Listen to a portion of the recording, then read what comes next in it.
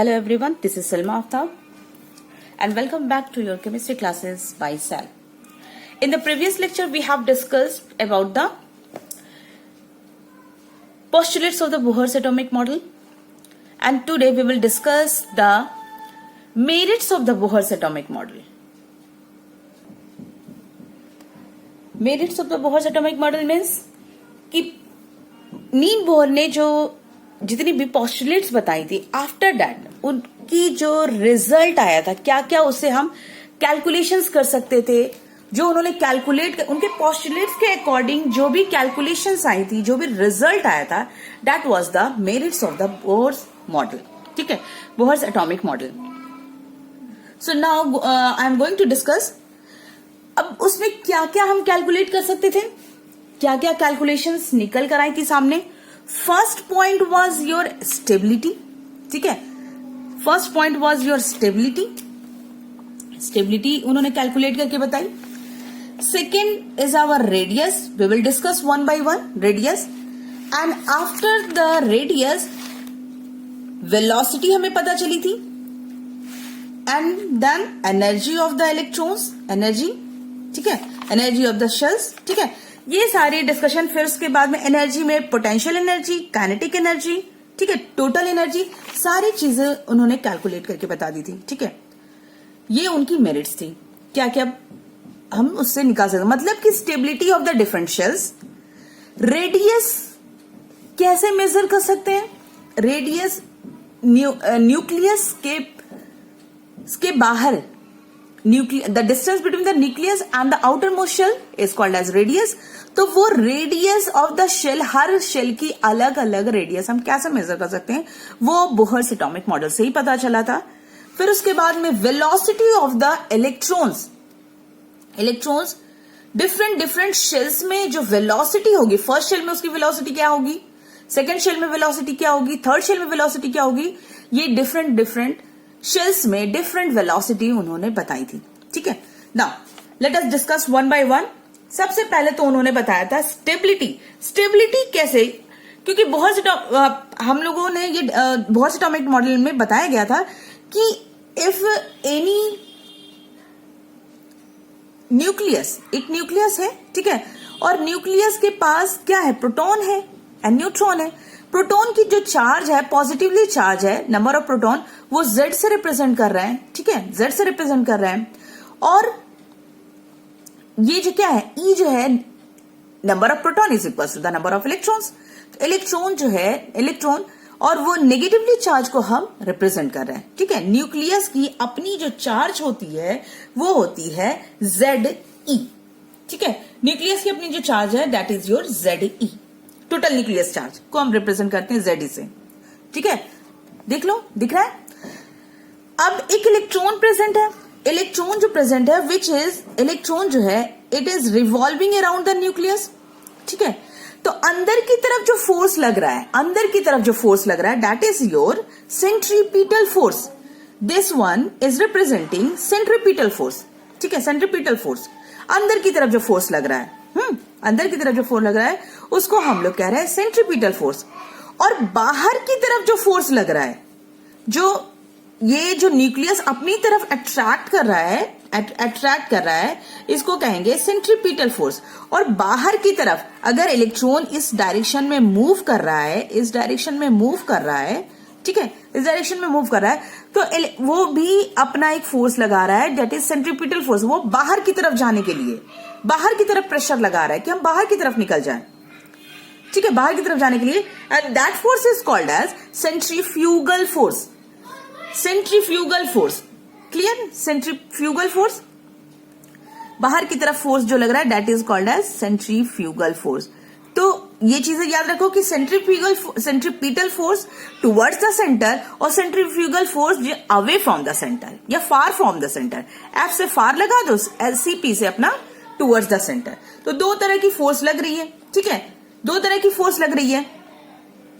ठीक है, ये सेंट्रीफ्यूगल फोर्स है, ये सेंट्रीपिटल फोर्स है. सेंट्रीफ्यूगल फोर्स का फॉर्मूला है mv²/r. क्लियर. सेंट्रीपिटल फोर्स 1/4 पाई, मतलब सेंटर पे जो फोर्स लग रहा है, सेंटर ऑफ द फोर्स, इसी को हम लोग कहते हैं कूलम्बिक फोर्स भी कहते हैं. ठीक है, it is also called as coulombic force. ठीक है, कूलम्स। तो ये देखो फॉर्मूला इसका है 1/4 pi epsilon not Q1 Q2 upon R2। ये क्या R2 क्या है? स्क्वायर है, स्क्वायर। ठीक है, अब फॉर्मूला के अकॉर्डिंग क्या होगा हमें पता है, स्टेबिलिटी यही बता रही थी और इनके अकॉर्डिंग भी यही था कि centripetal force CP is equals to CF। Centripetal force is equals to CF। ठीक है, centripetal force is equals to CF। ठीक है, और ये फॉर्मूला के अकॉर्डिंग हो गई हम लोग की। अब देखो Q1 Q2 upon R square, ये जो हम लोग का है Q1 क्या है? चार्जेस ना, दो एटम है उसके ऊपर जो चार्जेस लगे हुए हैं, दो पॉइंट है उसके ऊपर जो चार्जेस लगे हुए हैं Q1 और Q2। Q1 और Q2 के बीच में डिस्टेंस है R और इन दोनों पे जो चार्जेस हैं E चार्ज है। ठीक है, तो अब 4 पाई एप्सिलॉन नॉट Q1। ठीक है, Q1 यानी कि एक पॉइंट चार्ज हम लोग का क्या है? न्यूक्लियस है। एक न्यूक्लियस है, न्यूक्लियस पे क्या चार्ज है? Ze। तो Ze। ठीक है, Q2 को क्या, Q2 कौन सा है? दैट इज योर, यही है ना, देखो Q1 Q2 यहाँ पे कौन सा मान के चले? Q1 हो गया मेरा न्यूक्लियस, हम इसको न्यूक्लियस एज्यूम करेंगे। ठीक है, न्यूक्लियस है ये मेरा। ठीक है, हमने उल्टा इसमें लिखा हुआ है, उल्टा नहीं मतलब सीधा ही लिखा हुआ, तुम किसी को भी मान लो, लेकिन हमने जो पहले लिखा हुआ ये है। ठीक है, ये न्यूक्लियस हो गया, एक न्यूक्लियस पे चार्ज है हम लोगों को, ये देखो Ze पहले से लिखा हुआ, हमने इधर नहीं लिखना चाहिए था, कॉपी मेरी गंदी हो गई। चलो ये न्यूक्लियस है, न्यूक्लियस के बाद ये Q1 यानी कि इलेक्ट्रॉन को माना है, ये है हम लोग का इलेक्ट्रॉन जो बाहर रोटेट कर रहा है। ठीक है, इलेक्ट्रॉन है। अब हम आ जाओ अपने इस पे, तो Q1 इलेक्ट्रॉन हो गया, Q2 हम किसको मान लिए हैं? न्यूक्लियस को, तो चार्ज हो गया R स्क्वायर। ठीक है, ये हो गया, and mv square upon R that is our electrostatic force और द,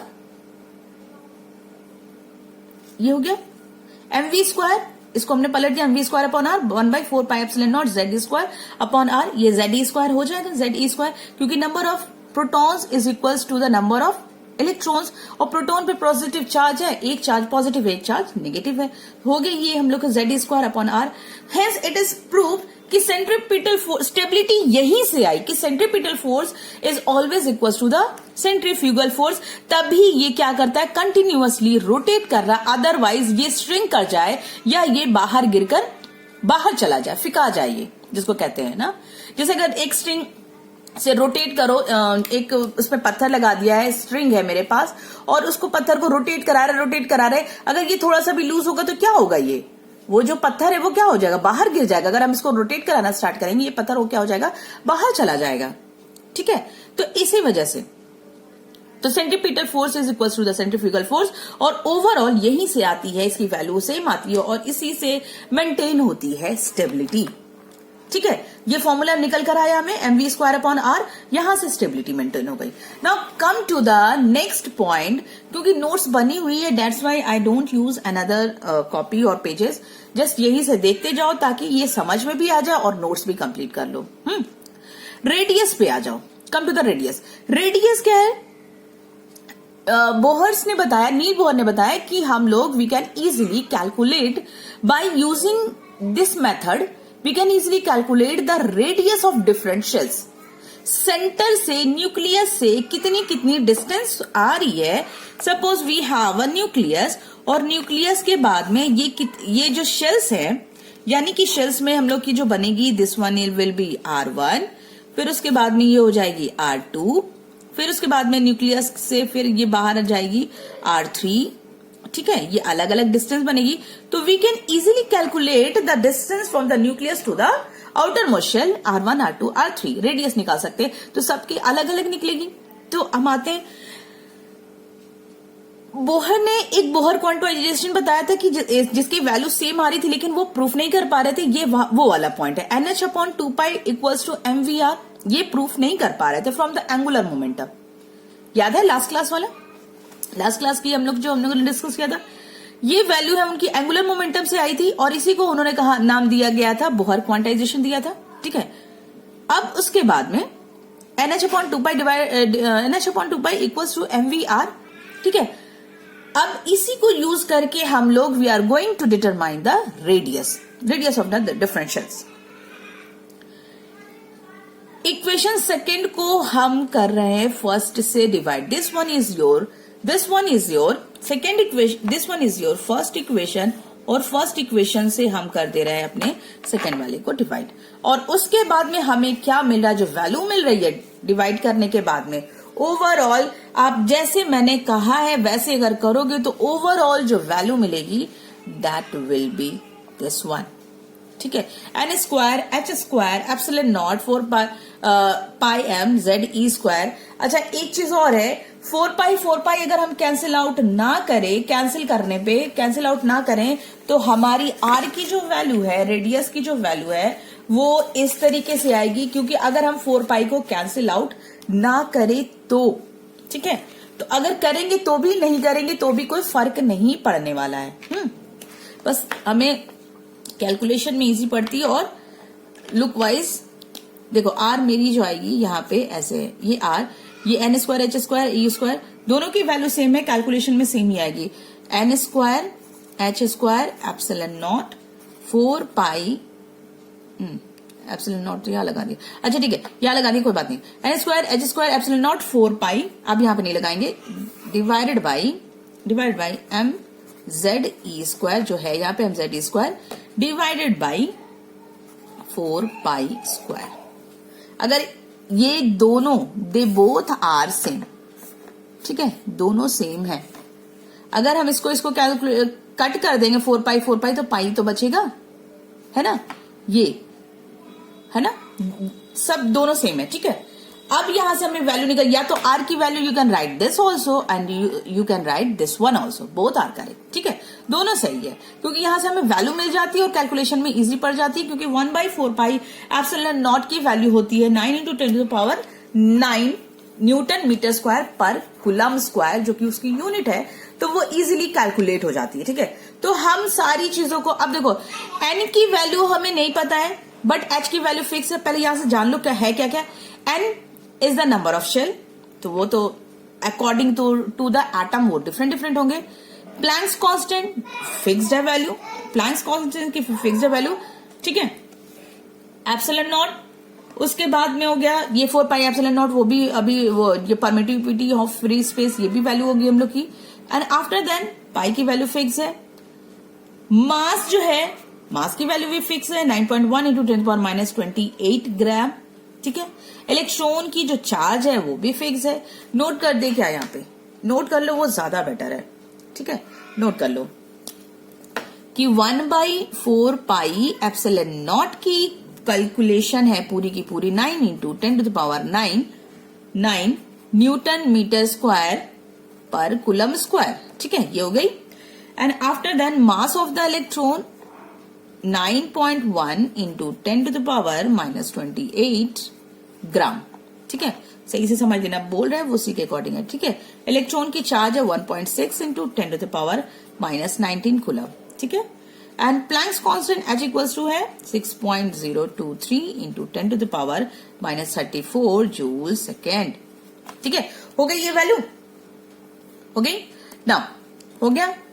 अब हमें ये आर की वैल्यू में मिल गई, आर की वैल्यू ये पूरी कैलकुलेशन करके देखो, एन की वैल्यू में नहीं पता है, जेड की वैल्यू नहीं पता है, बाकी सबकी वैल्यू में पता है, उसके अकॉर्डिंग जब हम कैलकुलेशन करेंगे ये पूरी की वैल्यू देखो, पूरी वैल्यू हमने साथ में लिख दी, और n square upon z square पूरा वैल्यू करने के बाद में, निकालने के बाद में हमें वैल्यू ये आती है 0.529 × 9 n square upon z, n square upon z.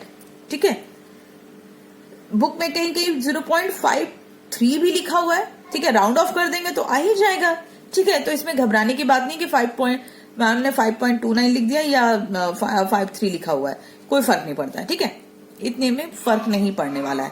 ठीक है, ये हो गई, देखो 53 हमने लिखा भी है। ठीक है, एंगस्ट्रम ये वैल्यू आई है 0.529 की जो वैल्यू आई है वो एंगस्ट्रम में है, and 1 angstrom is equals to 10⁻, value पता होनी चाहिए भाई तुम लोगों को, 1 angstrom is equals to 10⁻10 metre. अगर इसको हम मीटर में कन्वर्ट करते हैं तो ये आ जाता है n square upon z 0.53 × 10⁻10 metre. ठीक, क्लियर? पिकोमीटर में करेंगे तो ये हो गया, पिकोमीटर में भी नोट डाउन कर लो, मीटर में भी और एंगस्ट्रम में भी, सब में नोट डाउन कर लो। ठीक है, हो गया यहां तक कैलकुलेशन। तो यहां से हम इस फॉर्मूले से, इस मेथड से we can easily determine the value of radius. ठीक है, रेडियस ऑफ द डिफरेंशियल। अब यहां से कैलकुलेशन कर सकते हैं। अगर फर्स्ट शेल की अगर बात करी जाए, सपोज हाइड्रोजन की, if we talk about the hydrogen, hydrogen में फर्स्ट शेल है, एक शेल है। ठीक है, एक शेल की वजह से क्या होगा, एन की वैल्यू 1 आएगी, जेड की वैल्यू भी 1 आएगी और वहां पे सेम वैल्यू आ जाएगी आर फर्स्ट शेल के लिए। अगर सेकंड शेल के लिए होगी तो वैल्यू क्या हो जाएगी, यहाँ पे चेंज हो जाएगी, वैल्यू हम लोग की चेंज हो जाएगी और ये हो जाएगा शेल, तो ये होगा। Now your homework is N की value if 1 2 3 4, then what will be the radius, radius की वैल्यू क्या होगी, this will be your homework. ठीक है, ये हो गया रेडियस में। Now come to the next one, that is velocity. Velocity, ठीक है, वेलोसिटी पे आते हैं अब हम। जरा देखो, आ जाओ, रेडियस निकाल लिया। ठीक है, और बोहर्स ने ये चीज तो हमें बताई दी थी कि ये आ क्यों रहा है, ये नहीं पता था, बट आ तो रहा है, ये वैल्यू आ तो रही है, mvr upon NH upon 2 pi, mvr equals to NH upon 2 pi. ठीक है, ये वैल्यू आ रही थी उनकी। अब इसी वैल्यू को वो हम लोग क्या कर देंगे, इसकी रेडियस में पुट अप कर देंगे। रेडियस की वैल्यू जो हम लोगों ने पिछला निकाला है, पीछे जो रेडियस की वैल्यू निकाली है, उसी में हम पुट अप कर देंगे and after that we will get the value of velocity, जो कि हमारी ये निकल कर आ जाएगी। वेलोसिटी हम लोग की यही वैल्यू निकल कर आ जाएगी और यहां पे भी ZE² upon 2H epsilon not n। इसका दूसरा भी जो 4 पाई वाला सिस्टम जो था, वो भी यहां पर लिख सकते हैं हम लोग, V is equals to 2 pi ZE², बस कैंसिल आउट अगर ना करे तो यही होगा 4 पाई एप्सिलॉन नॉट, क्योंकि ये इजीली कैलकुलेट हो जाएगी इसलिए यहां पे हम कैंसिल आउट नहीं करेंगे।